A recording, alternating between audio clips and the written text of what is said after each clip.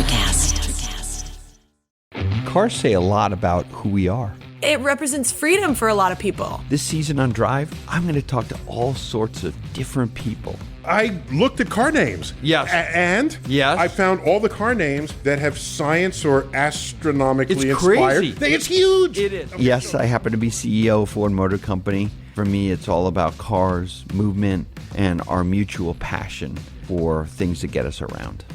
This is Drive, and I'm Jim Farley. This episode is brought to you by Paramount Plus.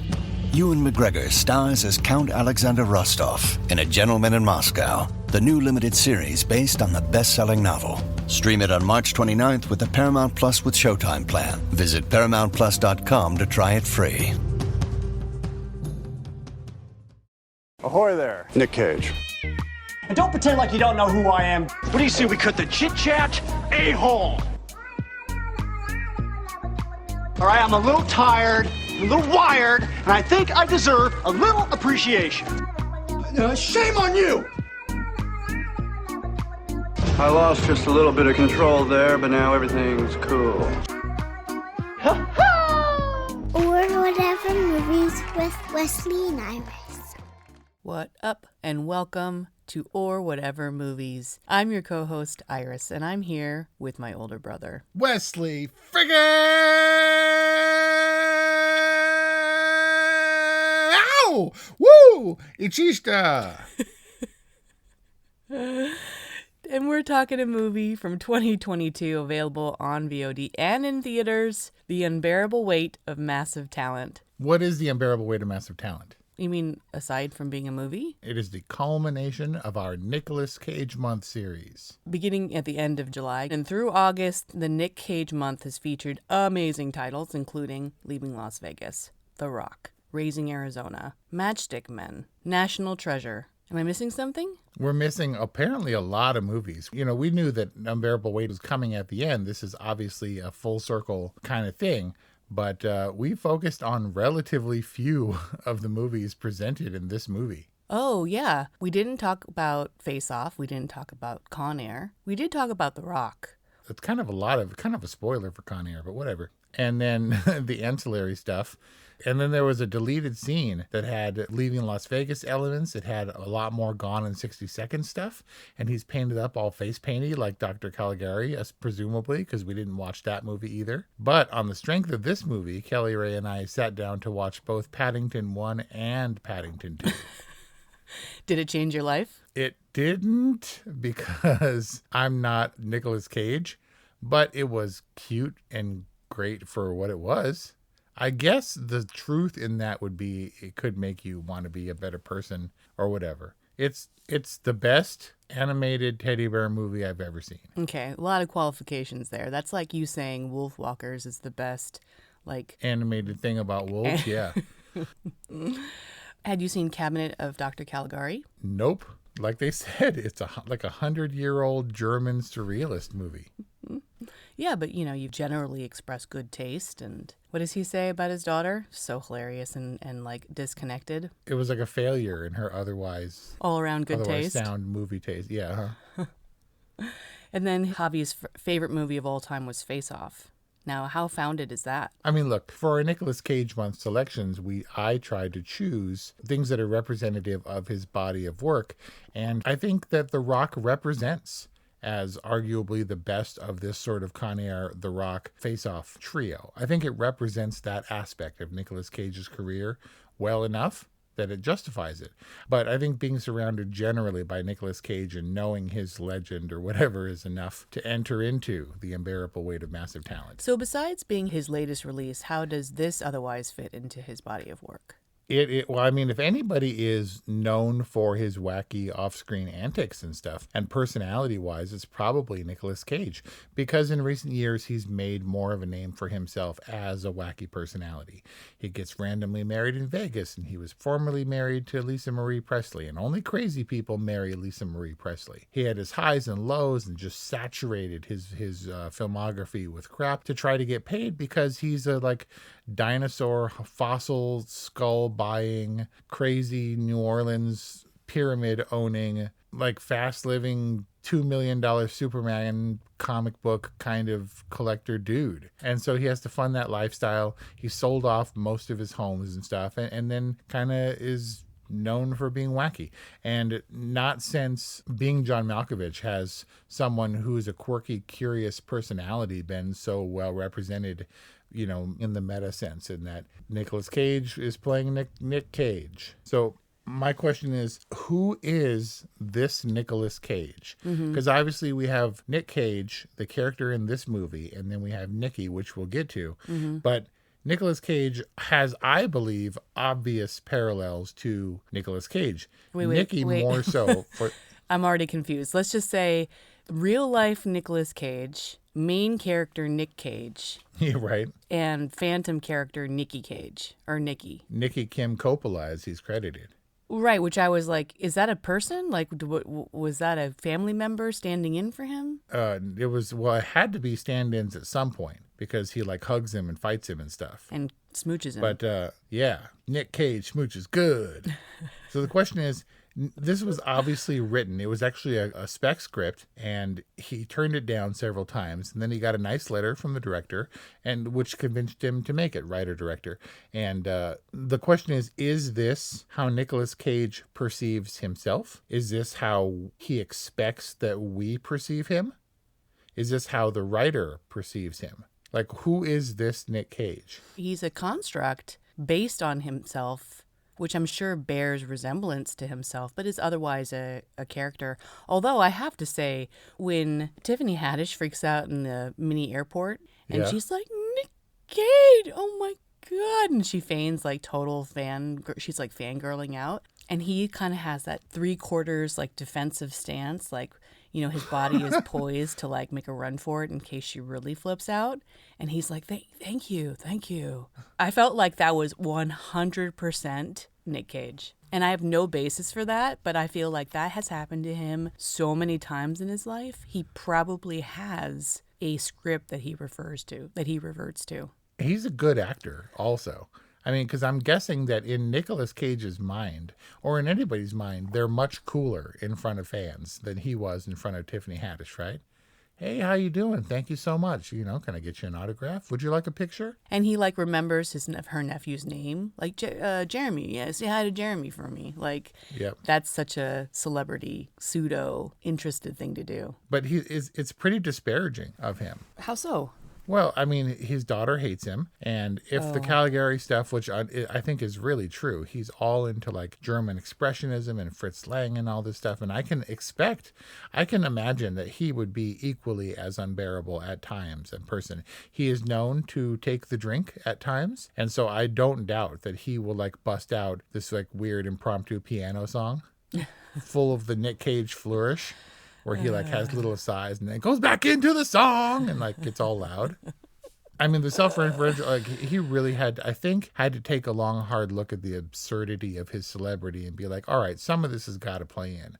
And just as much as he has to do like the Nicky howling stuff and all the aggro stuff, he has to also represent the kind of sillier side that I wasn't sure that he would be aware of. It's like, does Christopher Walken know he talks like that? Of course. Does Nicolas Cage know? Does Robert De Niro know? Maybe he, but maybe Nicolas Cage like read the crazy headlines about himself and was like, I got to put that in the movie. There's so much self-awareness, but I think that in order to do a role like this, you need to have boundaries, and you do need to develop a specific character for this film. I think we're seeing glimpses of Nicolas Cage, and I think there's a lot of it that's tongue-in-cheek. But for the most part, I think this is a character. Yeah, it's stroke of genius to have the Nicky character to act out all the other stuff that we couldn't possibly incorporate in a quote-unquote real-life version of Nicolas Cage. Like what? Just like him being all nuts and stuff and going, ha! And like punching and smooching and junk. And he's got to do like the hair thing, because the hair is already kind of in the face, and then he like does the hair like headbang, and then the hair goes flying. It seemed much more obvious the second time I watched it. But did you note that Nicky is it's older in like it's a previous Nicolas Cage iteration, but he was de-aged because he's supposed to be a younger version? Oh, wait, I'm confused. He looks like young Nick Cage. Right. He's wilder and has the crazy hair and the woo and all that stuff.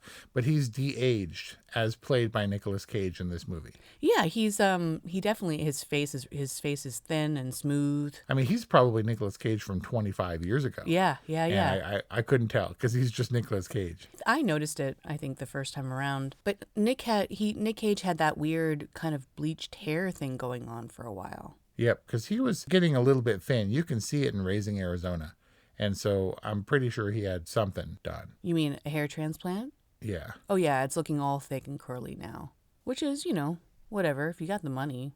Yeah, sure. But as is evidenced, the actual Nicolas Cage apparently had to conceal many tattoos for the pool dip scene. And so that's something. And of course, Nicolas Cage, actually maybe not of course, but he has a super goth son and a Superman son and no daughter in real life. He has 2 sons? Does he have a Woody Woodpecker tattoo? No. But you would think, doesn't that make sense? Like Jack Sparrow, Johnny Depp would get that Jack Sparrow tattoo on his hand for real. Doesn't it seem like Nicolas Cage should have the Woody Woodpecker from Raising Arizona on his arm? This is a different version of Nicolas Cage. You know what I'm coming to realize? This is a little bit of a multiverse movie. Yeah, I'm getting confused. There are many levels of Nicolas Cage. And in some of the deleted scenes I saw, it gets even wackier. And he references even more of his movie roles. Like he reenacts in a Dr. Caligari black and white setting some of the face-off stuff. And has like a faux, like surreal car chase. All of what we see in The Unbearable Weight of Massive Talent, okay, maybe not all, but all of the character moments that we see in this movie are plausible. You could totally imagine him flying on his private jet to a private island and like flipping through channels and him seeing himself and what that might bring up for him. You could totally see him like, making an appearance at a party and getting paid $1 million to make some small talk. Like, aside from like the government intervention and the whole kidnapping plot and all that kind of stuff, doesn't this seem very plausible? Yeah, absolutely. And the whole point is that it ultimately becomes his and Javi's movie, right? Where he's recruited by the CIA in the middle of his thing. And then it kind of devolves into shooty stuff later on. But that's all keenly aware. It knows that it's going to head in that direction. Just like he knows when the misdirect, when Javi is the head of the criminal organization, he like grabs the shotgun from him and like gets all aggressive and moves toward him because they were just talking about, we need a trailer moment. Cut to him shooting, shotguns. It's all very intentional and deliberate and self-referential, and it's aware of how it's going to become a silly like caper type movie. It's a movie within a movie, but it's really a bromance. It is. It's much. He apparently, in a true Nicolas Cage fashion, to make it weirder, thought he believes the Javi role is the best written role in the movie and lobbied hard to play the role of Javi and have someone else play Nick Cage. But he relented when Pedro Pascal signed up. And I have to confess, I did not like that dude at all. Oh. Pedro Pascal, he showed up. I didn't watch The Mandalorian, and he showed up in Wonder Woman 1984, and I hated him. I was like, I hate this dude. Why is Pedro Pascal a thing? He's gross and smarmy and has kind of a thick neck. And then The Unbearable Weight of Massive, I was like, all right. It's fine. Because Kelly Ray was very excited about this movie. Kelly Ray, the sponsor and the originator of Nicolas Cage Month. And she wanted to see it. I was like, oh, let's do it with Pedro Pascal. And then I was thoroughly charmed by this dude. Like, this movie gave me Pedro Pascal as an actor. Aww. I thought he was funny and cute and charming and engaging. And he can also do the screamy stuff really well. But the fake laugh with the tourist, where he does the maniacal like turning and laughing, and then he like breaks down. He's like, no, that didn't work, when they're all on drugs. That was you mean it was brilliant in its horribleness? Yeah, you can't. I was thoroughly charmed by that dude. He turns right at them. He looks right at them and goes, bah! They were on drugs. They violated the cardinal and ultimate rule of or whatever movies and did many drugs. Many drugs.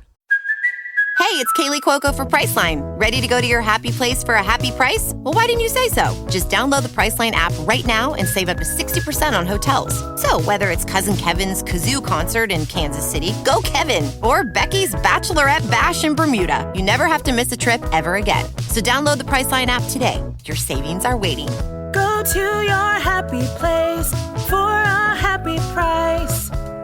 Go to your happy price, Priceline. Life is hard, but finding a really great podcast makes the days go by so much easier. Hi, my name is Blue Telusma. I'm a writer, an emotional intelligence coach, and the host of Humanize with Blue Telusma, a podcast where we believe that when you humanize everyone in the room, a great conversation is almost guaranteed. Join us every week here on Electricast as me and my guest co-hosts unpack big topics and interview even bigger personalities with a sense of humor and a dash of mischief. If you're looking for a new best friend in your head, we've got you covered. Electricast.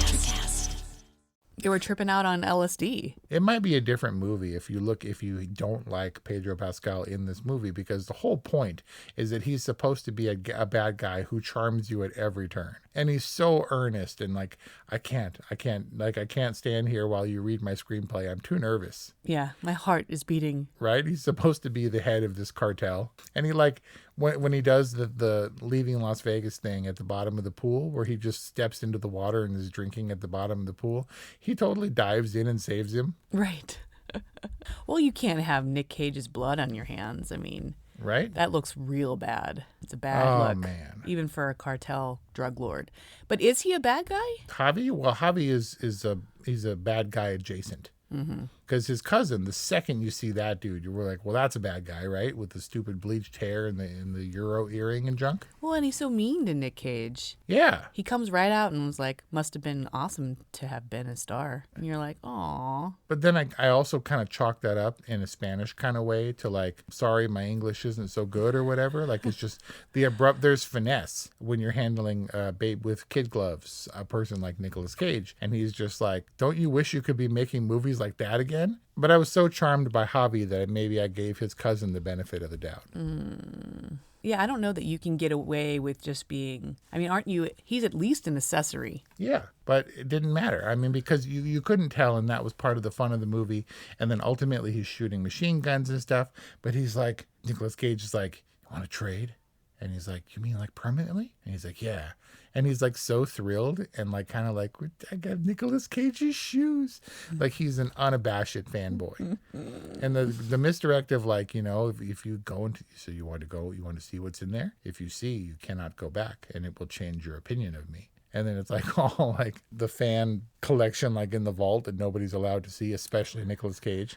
In the deleted scene, he asks for he's like, oh, yeah, I'm happy to be here. What's the Wi-Fi? And you can see Pedro Pascal's face fall. And he's like, it is NATIONALTREASURE 2. And he goes, so National Treasure 2. And he went, yes. : Book of Secrets, all caps. Oh, so many good moments. Where did you see the deleted scenes? Just online. I read that the deleted scene exists where he references way more of his movies, and then I had to look it up. It's on YouTube. So good. Look, I mean, it gets pretty close to being silly, right?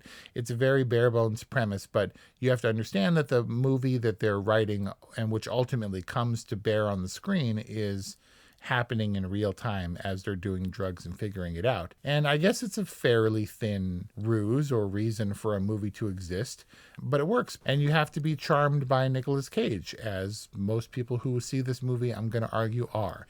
And I was thoroughly charmed by Pedro Pascal. Otherwise, the wall scene, which is laboriously laid out in the trailer, isn't going to work for you. You have to like them and not think it's just stupid. You know, we were talking about how Javi can't have Nick Cage's blood on his hands. Like, you can't invite Nick Cage to your birthday party and then have him drown in your pool. Like, how can the CIA be so unconscionable as to, like, put Nick Cage in their service and then kind of treat him so badly? Like, it starts with them throwing him into the van. Like, why do they need to do that? They don't need to make a point. Say, excuse me, you know, Nick Cage, we're with the U.S. government. We need you to come with us. And I think that's why this is a Nicolas Cage movie, because I'm not sure that that's real. I'm pretty sure that the story goes that rich guy Javi invites a movie star to pays him $1 million to come to his birthday, but surreptitiously wants him to read his screenplay, and Nicolas Cage doesn't want to do that, but offers to have a movie adventure with him on his ready-made island. Or whatever. So it is the movie, them hashing out the details. But once he's enlisted in the plot and Javi is a bad guy, I think it becomes their movie. And it slowly morphs into that movie until it goes full Demi Moore at the end. And that's when we are made aware of the fact that we have been watching the movie.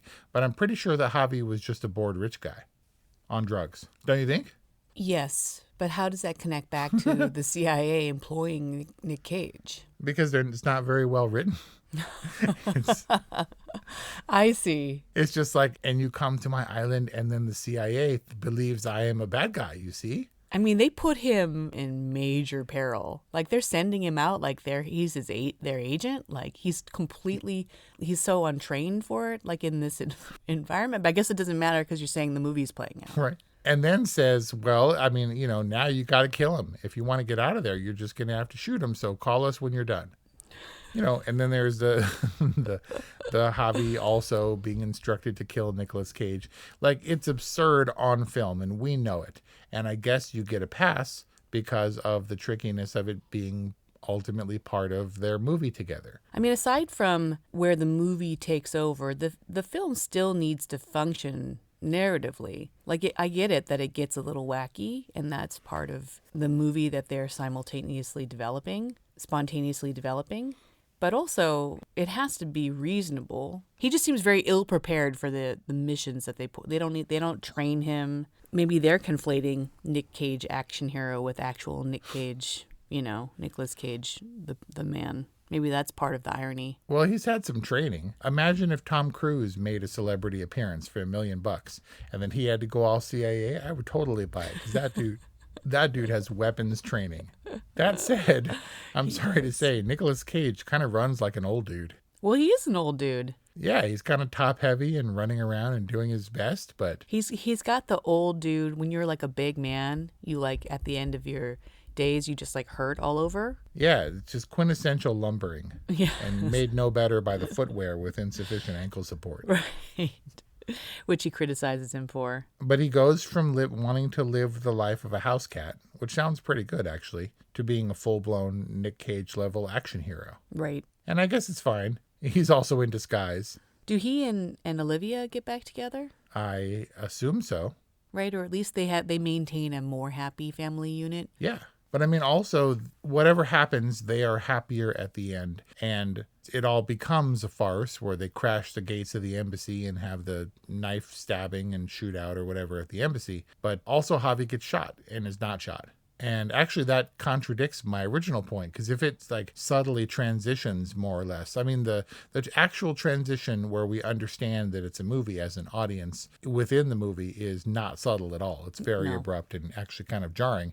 But Javi gets shot, but that can't happen in the real world, presumably, because Javi never has to do that stuff and never has to murder his cousin or get shot by his cousin. He doesn't actually murder him at all. Nick Cage murders him.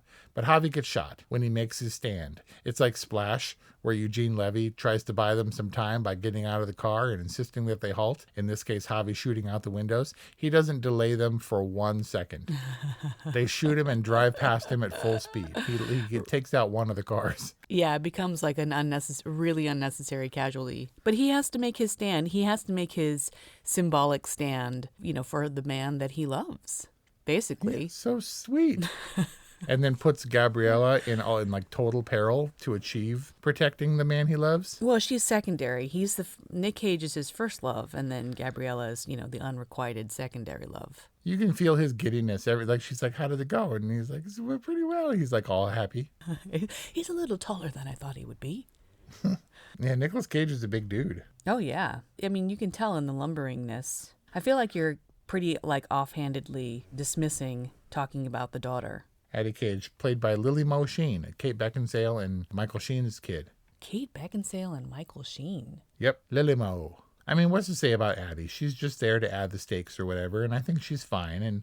And she is, in a dismissive teenager kind of way, the best purveyor of Nicolas Cage, putting him down and stuff. Like, everything always has to be about you and that kind of stuff. And she's all like pissed off at her dad. Like, she's the least person who cares the least that Nicolas Cage is her father. Right. And I think that Nicky is her appropriate foil because he's like, Addie doesn't need a father. She needs a movie star. Yeah. Nicky could be like her faux dad bestie. Cool dad bestie. Except children don't need best friends. They need parents. They've got friends. What does she say? I don't know if I'm going to regret saying this, but I need you to get it together. I feel like I've had this talk. Addie's just, she's a good character, but she turns into, in the face of two dudes in a bromance buddy action movie, into a plot convention. It's true. Like True Lies. She's like, they took Addie at the last minute when they think everything is going to be okay, and then they have to go rescue her. Yeah, it's true. Addie and Olivia, who's great. Sharon Horgan is great, by the way. I loved her in Catastrophe. Demi Moore, you mean? Played by Demi Moore in her movie version. For a couple of seconds. Right. They both become just instruments of the plot. Neil Patrick Harris, similarly, I felt like should have played a bigger role in the actual movie. Yeah, how come he didn't come to save them, all like manager style? Right. Like, I'm pulling you out of this. I had no idea that he just wanted you to do his script or whatever. Right. Yeah, absolutely. Ends up and takes a bullet for him at the critical moment. I think underutilized character, Fink. And you can think, oh, it just became a part of the movie, and so nothing matters. It doesn't matter that Javi got shot or whatever, because they had, in one of the deleted scenes, in the one that I was talking about, spoiler, he takes out Nicky. He kills him, which is how that character is ultimately resolved. Oh. Because he's at odds. He's the wild man who wants him to do reckless and crazy things, when ultimately Nick Cage of this movie just kind of wants to reconcile with make sure his family is safe, and then, be with them or whatever. So a lot of unresolved stuff that we can chalk up to, well, somewhere between, the shooting or whatever and the release of the movie when they're all in their tuxedos, all that stuff was taken care of, and maybe he exercised his own demon. That was Nicky. There was some resolution, at least to some characters, that we didn't see on screen. Yeah. And maybe Neil Patrick Harris has an extended arc where he makes a reappearance and they just cut it. Yeah. We don't know. All right. He's a super fun character, and I think he deserved a little bit more. He deserved to go out in some form of glory, whether it was, being vanquished or released or something. Because I think that he's an important part of an actor's psyche, the part that Nicolas Cage otherwise needs to keep at bay or in check. Yeah, because we saw with his insistence on reading in front of David Gordon Green's car that he is going to mess up stuff if he doesn't have someone looking out for him. It doesn't matter, though, because Nicolas Cage can do whatever he wants. Because if you're going to get on board, as John Malkovich did in being John Malkovich, as Nicolas Cage did in becoming Nick Cage for The Unbearable Weight of Massive Talent, you're going to have your say. So that's what's kind of great about this movie for me, is that it's astounding that Nicolas Cage allowed his sort of flaws and his self-deprecating stuff to become evident on screen in a character playing himself, because he also produced this movie. It wasn't just like, oh, you're going to make a Nicolas Cage movie about Nick Cage, And so he can do whatever he wants and what he says. And even though it's completely falsified in a weird way based on our perception of Nicolas Cage, it's unfailingly honest. Right. Which is crazy trippy to me. It is. It's kind of mind bendy. To wrap your head around it, I think, takes considerable willpower. And I think that's why I took it, and that's why we had to culminate Nicolas Cage Month with this movie, despite the fact that we didn't really focus on very many of the movies that The Unbearable Weight of But I laughed too, because I'm a movie nerd, when he goes in, and I was like, ooh, look at all that memorabilia, and he's like, a really elegant string of pearls configuration. And I was like, he says that in The Rock. That's awesome. And I'm sure there were other things that I didn't even catch because I never saw Mandy. And because you're not a die-hard Nick Cage fanatic. Well, I'm not Javi level for sure. So Hollywood loves movies about itself, and this seems critically fairly well received. How do you think The Unbearable Weight of Massive Talent is going to fare with awards, and how does it fare with you? I don't think it's going to make any splash at awards, but I don't know that he can manifest his career resurgence by having a career resurgence in the movie, Not that he went anywhere. Not that he ever went anywhere. And look, I hope so. And I just hope that Nicolas Cage gets out of the schlock, because Pig was worth seeing, and I think this one was worth seeing. But the dozen or so before that, I didn't bother. And at one point, I regarded Nicolas Cage as one of my top 5 actors back in the 90s, and then he fell off and started doing crap. Which is just kind of mysterious to me. But this movie couldn't exist, like Everything Everywhere All at Once, could not exist without his full filmography and our knowledge of him off screen and hearing that he's a little bit nuts and maybe unpredictable and stuff. But only Nicolas Cage in this movie could be the type where if you started as a grown man play acting and slam on the brakes of the Jeep and run away into the forest, would go along with it. See, it's all plausible. I think that's the key to the success of The Unbearable Weight of Massive Talent. It's a rickety bridge and entertaining and crowd pleasing and fun. I think that's the key. It's fun, and if you hate Nicolas Cage and hate Pedro Pascal like I did initially, you're probably not going to have fun. But I was thoroughly won over. I wouldn't say this is deep cinema as much as Nicolas Cage maybe wants it to be. This movie, for the first time, gave me a Nick Cage that I found to be thoroughly charming and star-worthy. And obviously this movie doesn't exist without him, but I think we should definitely give a shout out to the filmmakers, right? The writer, director, huge props to Tom Gormican, and to Nicolas Cage for doing something fresh and different, and for the good-natured kind of exploration of what we might perceive of his celebrity. I don't know we're ever going to know the real Nicolas Cage, but he's pretending like we do get a glimpse of it. And hopefully he can keep on truer footing despite his choice of footwear moving forward in his career. Well said. And a fitting culmination to Nick Cage Month. And your final rating is? It can't be a totally, because it's fun and it's a movie lover's movie and a Nick Cage lover's movie, but it's an all right movie in general. And it's like praise. I like honorary totally. Watching this movie. Give this an honorary totally. So we'll do Peter Jackson, Lord of the Rings, Return of the King. Let's give it a low totally, I guess, based more on the culmination. So basically, yeah, you get the Oscar because all the other movies were really great. Right? As Kelly Ray said, Nicolas Cage is a national treasure. And so I will give Nicolas Cage's body of work, that on which we focused anyway, a general totally. not for all the other crap. I think it's fitting. And likewise, I'll give The Unbearable Weight of Massive Talent a good. So there you got it. A low totally from Wes and a good from Iris. For all of it, for The Unbearable Weight of Massive Talent as the culmination of not only Nicolas Cage Month, but also Nicolas Cage's oeuvre. Please give us a 5-star rating wherever you get your podcasts. And please reach out to us because we love to hear from you. 818-835-0473 or whatevermovies@gmail.com. Follow us on social media @orwhatevermovies and let us know, what is your favorite Nicolas Cage movie? Thanks for listening. We'll see you next time. If you're a working professional wondering what's next for your career, you've come to the right place.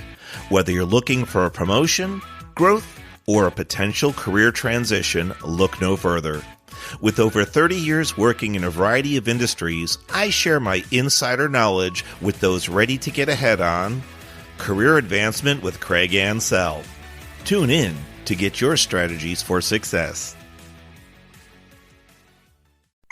Hey, what's happening out there, everybody? This is Lawrence Ross, and I'd like to tell you a little bit about my podcast, The Lawrence Ross Show. Egomaniac. It's a 2-hour weekly exploration into my mind. I also do sketches, celebrity impersonations. You're out of order! And I also do song parodies. Not too shabby for a blind guy. Not only are you visually impaired, but you are geographically impaired. New episodes are released every Friday. Check it out on your favorite podcasting platform or listen to it here on Society 13 on Electrocast. Electrocast.